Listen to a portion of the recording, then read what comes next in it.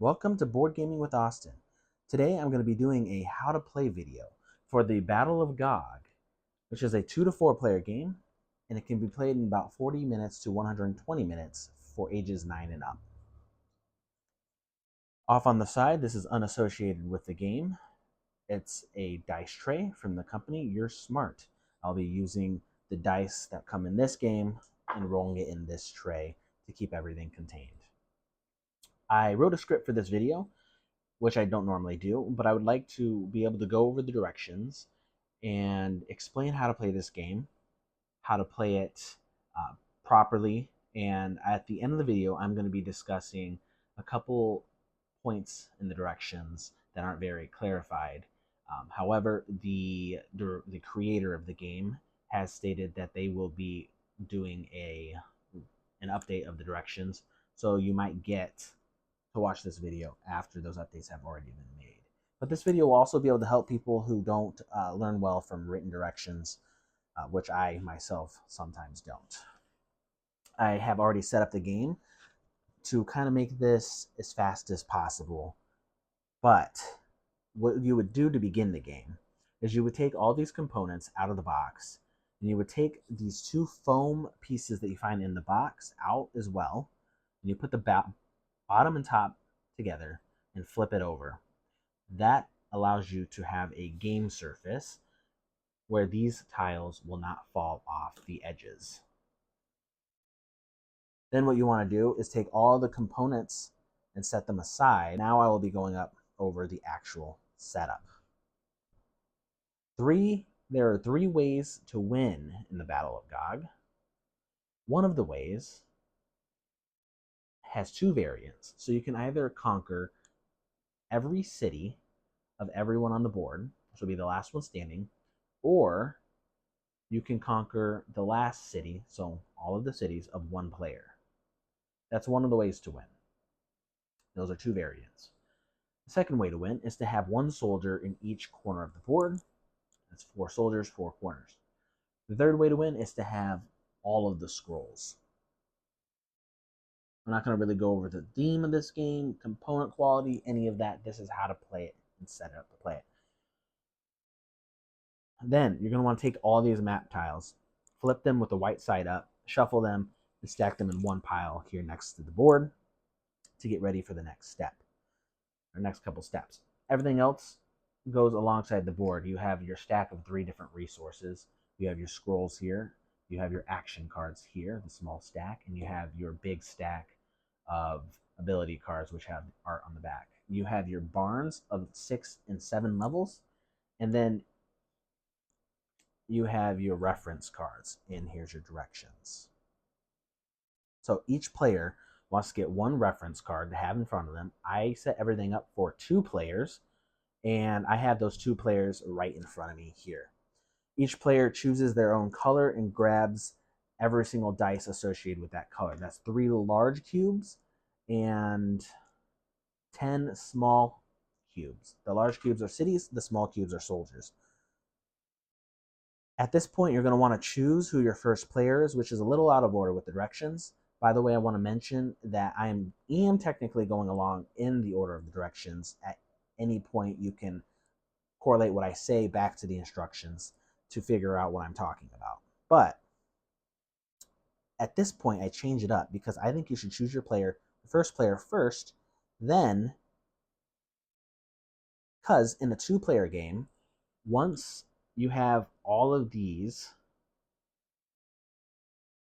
on the board, you're going to have each player choose 2 corners to start from. I decide I'm going to start from this corner and this corner. They decide that they're going to start from that corner and that corner. They are pink, I am purple. So now you take turns starting with the first player. Let's say I was first player. You decide randomly. Let's say I'm first player. And I take 1 tile off the section, off the pile, and then I start laying it anywhere on the board. You don't have to start in your corner. Sometimes it's necessary. Sometimes it's not so necessary to start in your corner. And then they take 1 tile off and they start placing a tile anywhere on the board. The only exception for placing tiles is that if one If there is a water space on the table, then you have to have the other water space of the new tile touching that. So if this is already on the table and I pull up this, then one of these water slots, each square has 9, each block has 9 squares. One of those water spaces have to be touching. Otherwise, everything can go wherever it wants. If there's no water spaces on the board, when you pull a water space tile, you ignore that rule. Then, now when everything's set up on the board, you're going to want to start placing your soldiers. You're going to want to take 3 level 1 soldiers and distribute them however you wish among your 2 corners. They do have to be in these 3 spaces nearest the corner. So you can't have it there, you can't have it there, you can't have it there, or here, or here. It has to be here, here, and here, or here, here, and here. They choose to place their level 1 soldiers over here and here. And if you can't tell, this is probably going to be a long video because I'm going to go over all the instructions so you have something to follow along if you ever have questions. Now we move on to the actual phases. And I want to quickly explain something. I'm going to sum up some of the rules that are kind of dispersed throughout all of the phases and the directions and help you understand how to begin the turns and when you should start doing phase 1, 2, and 3, or when you should still be on phase 4, what happens when you only have 1 castle, no castles, or 3 castles. So first, when you're just beginning in this state where no one has gone, the first player is about to go. You skip phase 1, 2, and 3. And you only do phase 4. But phase 4, you just move. Sorry, let me backtrack. You take the starting player takes Gog, which is this black character, colored character, and then the Angel of Retribution, which is this white colored character, and places it in each one in one of the 4 squares in the center of the board. Not much to it, but okay, back to it. In this state, you only move, which is phase 4. But instead of doing a dice roll for phase 4, you move 1 character 7 spaces, or you split that total of 7 spaces among multiple soldiers. And I'll go into detail more about this later. But at this point, your characters can still move over any type of terrain. When 3 cities are founded, your soldiers can no longer move over water tiles unless they have a level 3 or higher soldier. And as soon as you find 1 city, either you or the other players find 1 city, that player then starts doing phase 1, 2, 3, and 4. But again, until they find 3 cities on the phase 4, they are not moving by a dice roll. They are moving their soldiers that they have left up to 7 spaces as a combined total or among 1 soldier. So let me show you what I mean by that real quick. I move here, 1, 2, 3, because at the beginning of the game board where it is now, it's literally just moving. So let's say I find a city here, and I'll go over the instructions of that a little more later. So I say I found a city and I place the city there at a level 1 defense. Now that I've found at least 1 city, I can start doing phase 1, 2, 3, and 4, which I was already doing. They cannot do phase 1, 2, or 3. They can only do phase 4. So they go find 1 city. They found a city. It's always founded at level 1, regardless of the soldier's level, and I'll get to that later. They found 1 city, so now when it's their turn again, they can do phase 1, 2, and 3, as well as 4. Now, as soon as I have my other 2 cities on the board, then I can no longer move over water squares with my soldiers unless they're level 3, and I must start rolling dice if I want to move on phase 4. The 2 black dice here. All right, so phase 1. I'll revert that back. Phase 1 is the resources phase. So when you find when you do find a city, you're going to find a city and it's going to have a collection area. When it's a level 1, it has a collection area of 3 by 3 square around it. And then the rules say it has a collection area of 3 by 3 if it's a level 1 and a 5 by 5 if it's a level 2. During my games, I realized that it made it almost pointless to go beyond level 2, so I would suggest that once you hit a level 3 or 4, it's up to you because the dice goes up to 6, the defense, a 3 or 4, then you could go into collection area of 5 by 5. So it'd be 1, 2, 3, 4, 5 by 1, 2, 3, 4, 5. If it's off the board, like you have a city here, then you just lose collection space area. That's my personal edit to the rules and how we played. Now, soldiers, during this phase 1, you collect resources.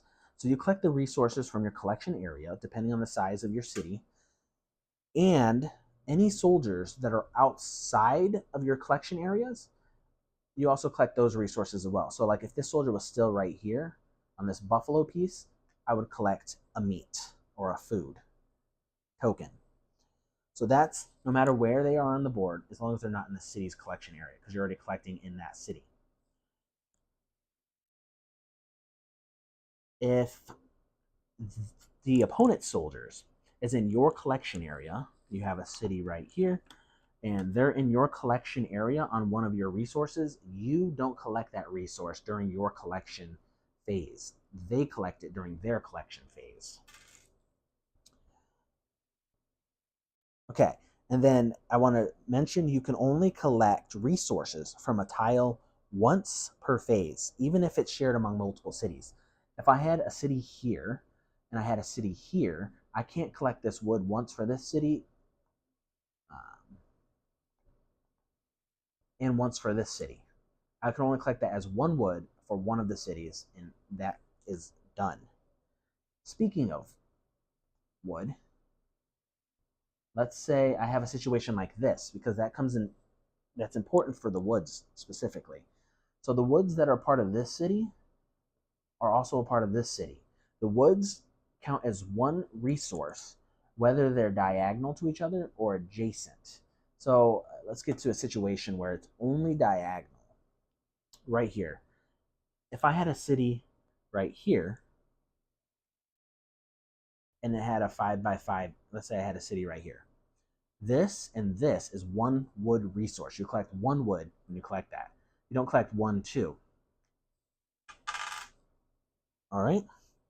And then if you have a soldier on a camel, or it's in your collection area, then that camel, after you've collected all the resources from your cities, that camel allows you to exchange one of your resources for any one resource in the collection pool, as long as you maintain, as long as you stay below your capacity of your resources. So at the beginning of every turn, until you get the barns over here to increase your capacity, you can only have 5 of each resource.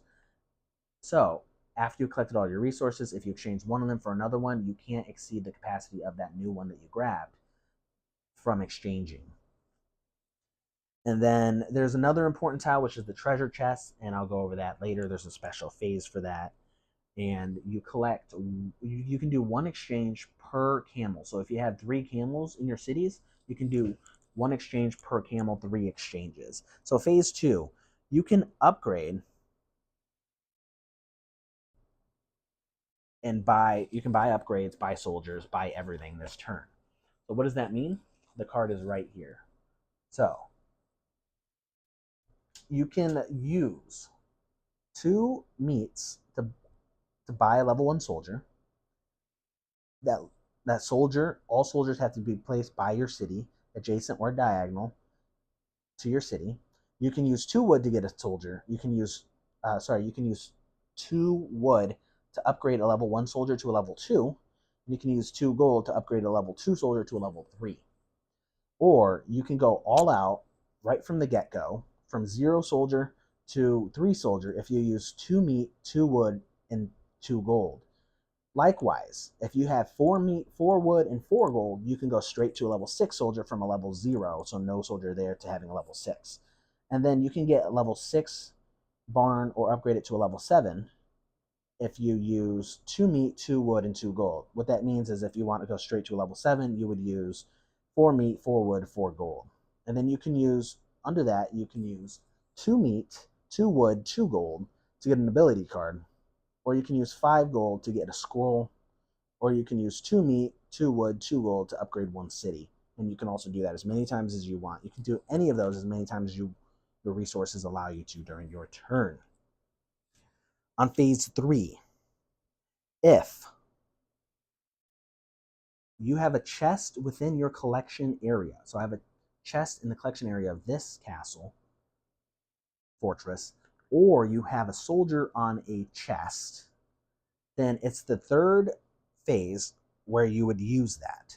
So you go over here to the treasure deck and you pull 1 treasure card for every chest that's in the collection zone or a soldier is on.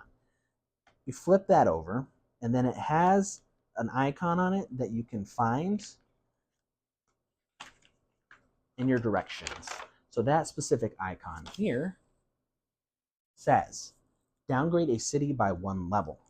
And I'm actually glad I pulled this card because I'll say this right now. It was not clarified in the instructions, but if your soldier, your castle is a level 1, you don't make it, you don't destroy it by going down 1. You only go down 1 if it's higher than a level 1. But this is how you deal with those treasure cards. You pull the treasure card out, and then you must roll 1 die, the person who pulled the treasure card. If it's an odd, then you decide whether that affects you or not. If it's a negative card, you're probably not going to want it to affect you. If you roll an even, then it will affect every other opponent, whether they want to or not. This is where the luck comes in because it can really harm you or it can really help them when it should have helped you. Now the phase 4, once you found all 3 castles, you are rolling dice to do your movement. You roll both the dice, and then the total number you rolled is how much you move your soldiers. So again, all movement in this game, you can move the full movement with 1 soldier, or you can split the movement 1, 2, 1, 2, 3, 4, 5 among multiple soldiers. Now, as far as movement goes, the water slots are the only ones that have movement that restrict your movement. You have to be a level 3 or higher soldier to move through water. You can move through every other slot just fine. There is abilities you get or different things you get if you roll double. So if you roll double 1s or double 6s, you can move the Gog, which is the black character. If you roll double 2s or 5s, you can move the white character. If you move double 3s or 4s, roll double 3s or 4s, you get an ability card, which is these big cards here. All right. I'll go over those a little bit more later. But soldiers move in any direction as well. So you can move orthogonally, up, down, left, right, or you can move diagonally. You can do part diagonal, part orthogonal. You decide. Now there's a section. Oh, I do want to mention real quick. If you roll doubles, then like double 6s move the Gog, but you also move that regular movement with your soldiers. So you roll double 6s, you move 12 with your soldiers and 12 with the Gog. And that works for any doubles. You still move your soldiers every single time. All right, now we have founding cities, which is next in the instructions. Where you place your cities will make or break your strategy. When you first begin the game, placing the tiles, you got to place them strategically for you to get the most resources when you place your cities. Then when you place the cities, it matters a lot because you're using the resources for everything in this game. So, I beat other people that should have been able to win easily just because of the way I placed my cities. At any time, you can declare a city where a soldier is, but generally it occurs during the movement phase. So let's say, I'm here. Technically, the directions don't state that you can't. At the beginning of phase 1, you can say, I want to build a city there. Build your city and then start collecting your resources. That's my understanding. If you don't want to play that way, then I say generally it's done and should be done during the movement phase. So you move your soldiers. When you get somewhere, you're saying, I found a city. And then literally founding a city it's not any special action or any special have to do at any time during your movement phase. Just you move there, say I found a city, you replace your soldier with a level 1 city. It doesn't matter if you had a level whatever soldier, it's a level 1 city when it comes out. All right. Cities can be founded in squares with no special icons or terrains and must be at least 2 slots away in any direction from another city. So I can find a city in this light green square, a brown square, a light brown square, but nothing with a special icon on it. So I can find a city here. Now your second city or any city thereafter must be at least 2 squares away from another city, orthogonally or diagonally. So you can't say, oh, this is 1-2 spaces away. It's not. Diagonally, 1-2 spaces away or more. I would suggest doing it more spaces. There we go. And then we're going to move on to the next step, which is fighting. The highest level soldier wins in a fight. So how does a fight take place? If you have a soldier chilling over here and you are on your movement and I'm on my movement phase, I would do my movement phase. And if I land on this space with this soldier, I have a level 3 soldier, they have a level 1 soldier, then I automatically win. There's no special rolling, dice rolling or anything. They lose that soldier and I lose the level that their soldier was. So they had a level 1, I lose 1 level. That soldier can no longer move during this turn. That soldier is stuck there. Even if you have more movement, you move it with the other soldiers you have, or you lose it if you can't move it. On the movement phase, you don't have to move, by the way. But if the numbers are even, so I pull up on this soldier with a level 2 and that's a level 2, then you guys roll dice. Whoever has the highest level wins the match, the fight, and then they don't lose any level, but they still have to stay there. So let's say that was my roll and it's a 9 and they roll a 5, then my purple soldier wins that battle, stays a level 2, and stays in that spot for the rest of that turn. All right, now conquering. This is kind of an update to the instructions. It doesn't really specify in there. In order to conquer a city, you have to have at least 3 of your soldiers diagonally or adjacent to that city that are at the same level or higher. So this is a level 1 city. I have to have 3 level 1 soldiers or level 2s or level 3s. It doesn't matter as long as it's level 1s. So if this is a level 5 city, I have to have 3 level 5 or higher soldiers surrounding that city. Then as soon as that is met, then that city is gone. When you conquer a city, you gain 1 scroll. This is also often looked over. But when you conquer a city, as well as 1 scroll, you want to increase each of the soldiers who conquered it by 1 level. This is also a good time to mention, at any time you need a scroll or anyone needs a scroll and there's no scrolls in the supply, then you take a scroll from another person of your choosing. The 2-player game, you just take it from the other person. Next in the instructions is Gog or the Angel have to be physically touching your city in order for their abilities to activate. Touching physically is adjacent or diagonal. All right, so with Gog, if you do get the Gog to touch your city, you immediately get your max resources. So let's say you see I have 0 resources over here. I move the Gog over here to touch my city here. I immediately get 5 resources of each type. If you have the barn level 6 or 7, you would immediately get 6 or 7 resources, up to 6 or 7 resources. As well as that, if Gog is touching your city, that specific city cannot be conquered. And then, next is the Angel. If the Angel is touching your city, you can't collect resources there. The Angel moves at a double 2 or double 5. So if the Angel is touching the city, that city cannot collect resources in its collection area. And I say it can't collect it in that collection area, even if you have a soldier in that slot. Now, what it does say is the Angel is countered by Gog touching the same city. So if Gog is touching the same city as the Angel, it's countered and you can start collecting resources from that city's collection area. I want to add an additional rule or change up the rules a little and suggest that both of them counter each other. So if the angel is here already and you move Gog up there,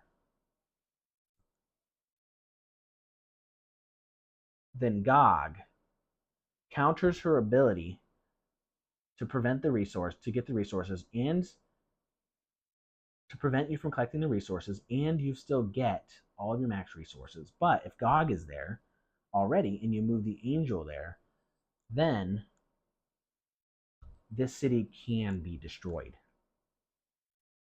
You can still get your collection resources, but the city can be destroyed. Because it's very hard to get both of them right up next to your city, that would be a very beneficial reason to get them both next to your city. All right?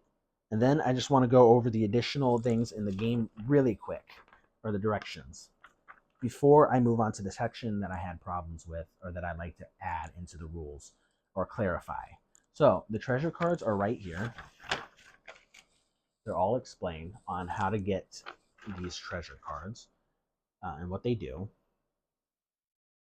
And then these are all the ability cards. I kind of whirl all over the directions, but I do want to specify that with ability cards, there's a couple ways to get the ability cards. You can get them from treasure cards. You can get an ability card from the phase 2 where you buy it,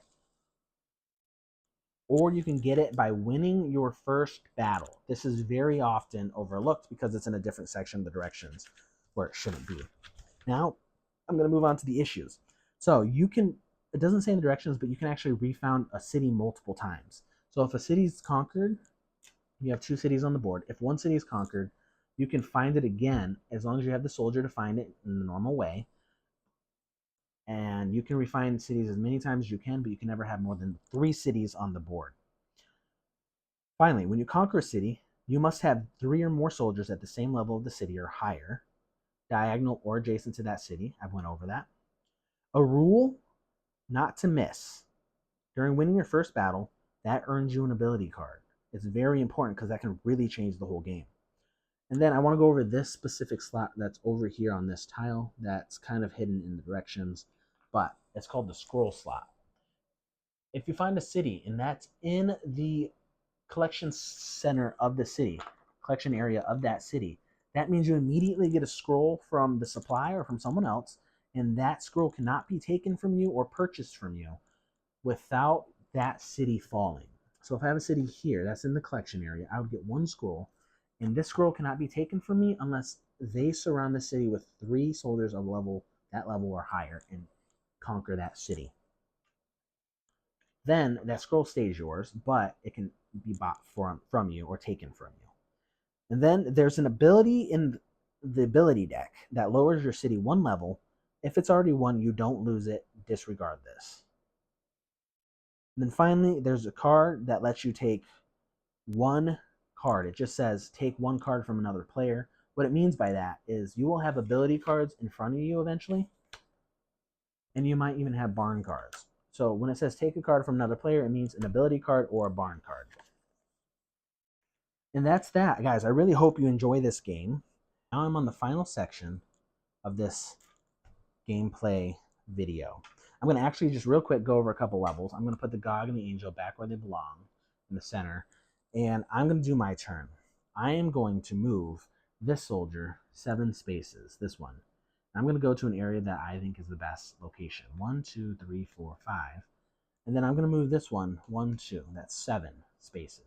It's their turn now because you're immediately skipping over everything else until you found at least 1 city.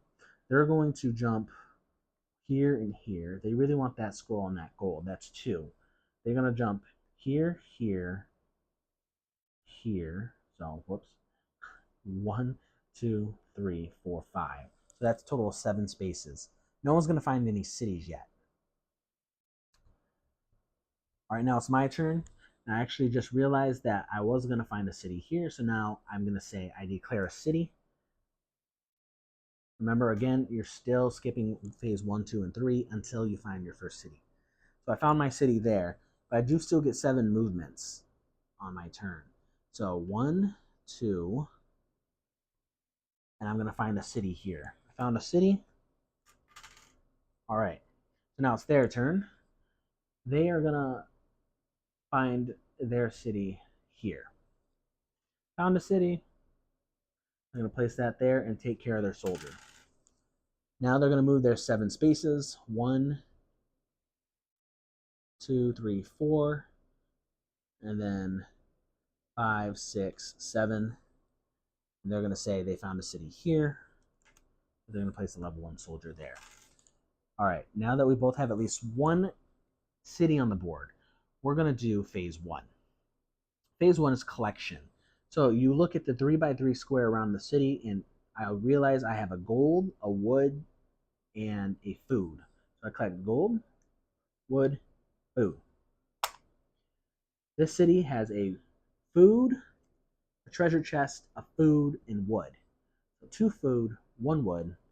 You collect those. Make sure you're not going over your capacity. Then this person over here is on a food, buffalo. Now I move on to the second phase. The second phase, first you want to check to make sure you have any camels for trading. You don't. So you move on to the second step, which is buying stuff. I'm going to use 2 food, 2 wood to get a level 2 soldier. My level 2 soldier gets placed near a city of my choice. I'm going to place it on any slot of my choice as well, which is right there. All right. And I'm just going to go over probably 5 or 6 turns so you understand how it goes. Or maybe I'll go, 10, 15. I'll just keep going. Maybe I'll make this a separate video. All right, so I have now placed the soldier I purchased. It's now the 3rd phase. The 3rd phase is doing treasure chest cards. So I have 1 treasure chest in the collection area of this castle. So I'm going to do 1 card. This card says negative or -1 level to any castle. Technically, no one has any -1, but for the heck of it, I'm going to do it. So 5. I rolled a 5. I can decide, since it's an odd, whether I want that to affect me or not. It does not affect me, so I discard it. Oops.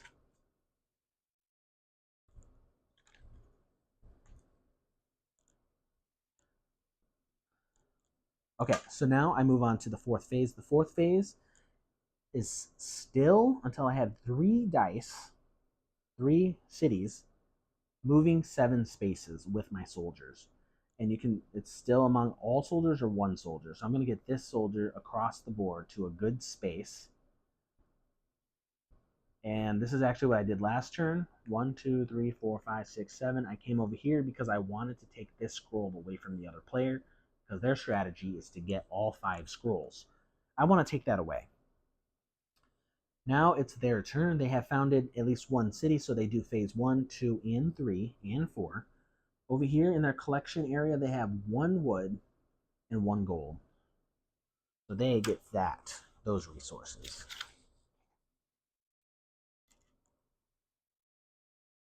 This is player 2. This is player 1. This is me. This is them.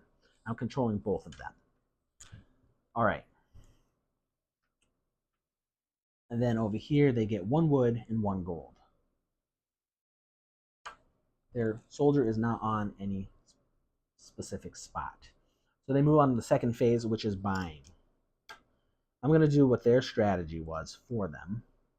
They wanted to get as much gold as possible, and then they can't do anything with just 2 wood. So they don't do anything. They skip that phase. They don't have any treasure chests. Ooh, but I forgot. When they found the city here, they immediately get that scroll. Sorry, now it's my turn. I do phase 1. I don't have 3 cities yet. So I'm going to move, collect food, wood.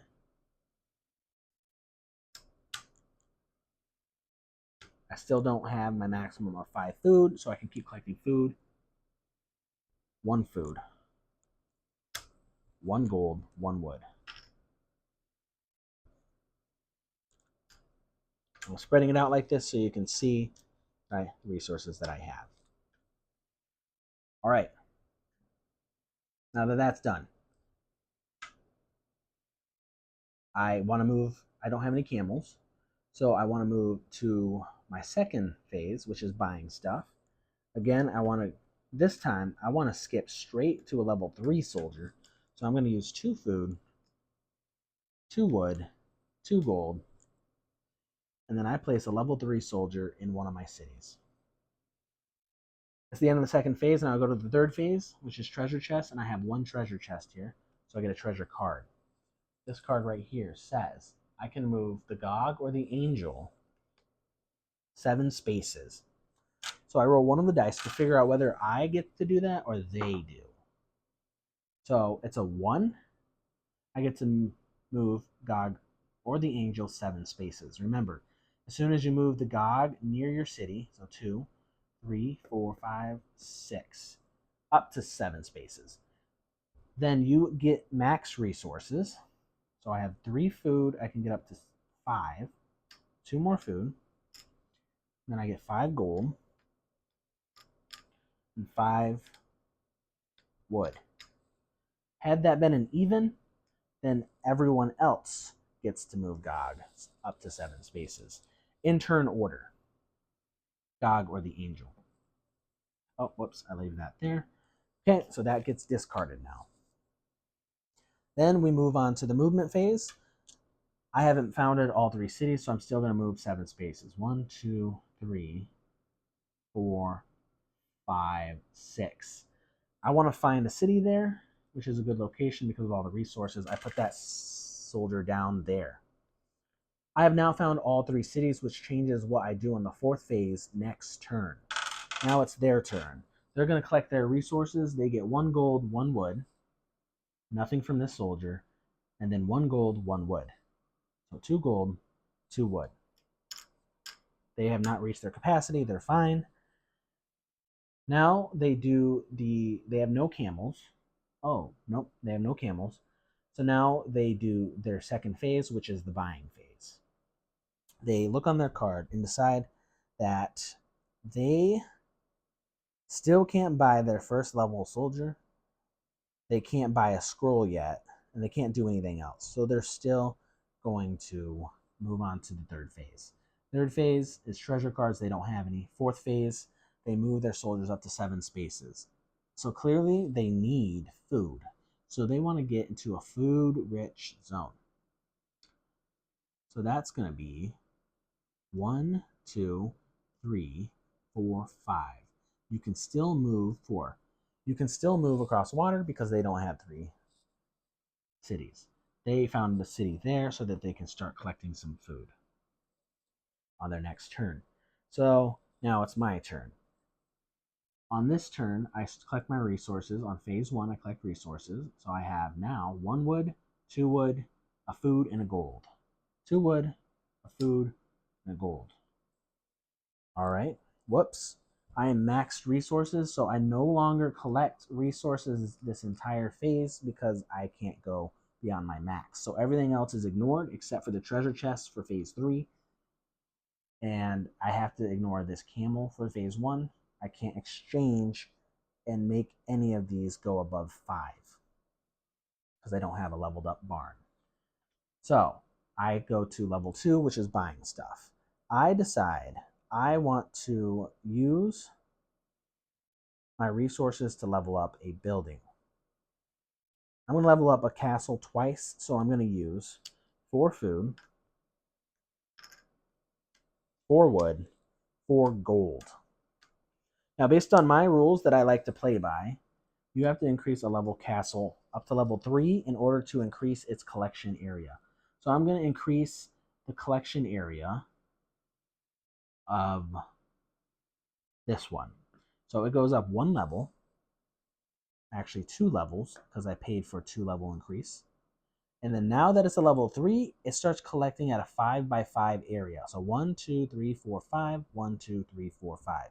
1, 2, 3, 4, 5, 1, 2, 3, 4, 5. So every time it collects, it's collecting, the city collects, it's collecting 1 wood, 1 gold, 1, 2, 3 wood, 1 gold, 1 food, and I have a treasure chest. The other ones still collect just in a 3 by 3 square. That puts me down to these resources in case I get lucky again and get a lot of resources back. Step 3, phase 3, is the action phase. On the action phase, on phase 3, I can do the treasure chest phase. I get my treasure chest card, since I only have one treasure chest. Nope, I have 2 now. This is in the collection zone for this city, so I get 2. So I place this and this down. You roll 1 at a time. That's a 3, so I decide that I will get a scroll. That allows you to get a scroll, or the other people to get a scroll. So you get 1 scroll, discard. This one allows you or the other people to get 3 wood resources. So I roll the dice for that. It's a 1, so I decide I want to get 3 wood resources. And then now I'm going to start working on being able to attack the other city so you guys can see that conquest take place. I'm going to roll my dice, which is the 4th phase, and I move 6. Now that I have 3 cities on the board, I roll dice to determine my movement. I'm going to go 1, 2, 3, 4, 5, 6. He stays there. All right, now it's their turn. They collect their resources, so they have a regular 3x3, so 1 wood, 1 gold. They have now got their maximum of those, so they only get 1 food left. They started collecting food. It's their second phase. They can buy stuff. Now they can buy, they still can't buy a soldier because they don't have the food. They can't buy anything else really except a scroll. They did like to do that. So that's their strategy. They want to go for all the scrolls. They spend 5 gold on their second phase. Those are my scrolls. This is, yeah. It's putting them in the wrong area. I have 1 scroll from the action card. The treasure card. They have 2 scrolls. 1 from that and 1 from just buying it. Now, it's the 3rd phase. They have no treasure chests. The 4th phase is them moving. They have no soldiers to move, so now it's my turn. I collect resources. I can get 1, 2 wood, 1 gold. Oh, I'm at max wood, so I don't get that wood. I get 1 gold. And then I get 2 food, 1 wood. No wood. And then here I get 1 food, 1 gold, and I have my treasure chest. 1 food, 1 gold. Now, if you recall, I have a camel here. So during the phase 1, after you collect your resources, you can exchange. I can exchange now because I'm not maxed out at everything, so I want to exchange. I have 1 camel, so I can exchange once. 1 wood for 1 gold. All right, now it's the second phase, and I start buying. I'm going to buy 2 soldiers, and I'm going to immediately bring them to level 3. So I got 2 meat, 2 wood, and 2 gold for 1 soldier. Put that in the supply. That immediately gets you 1 level 3 soldier. You can place it next to the city of your choice. Now I'm going to do that again. 2 wood, 2 gold, 2 meat to get another level 3 soldier and place him there.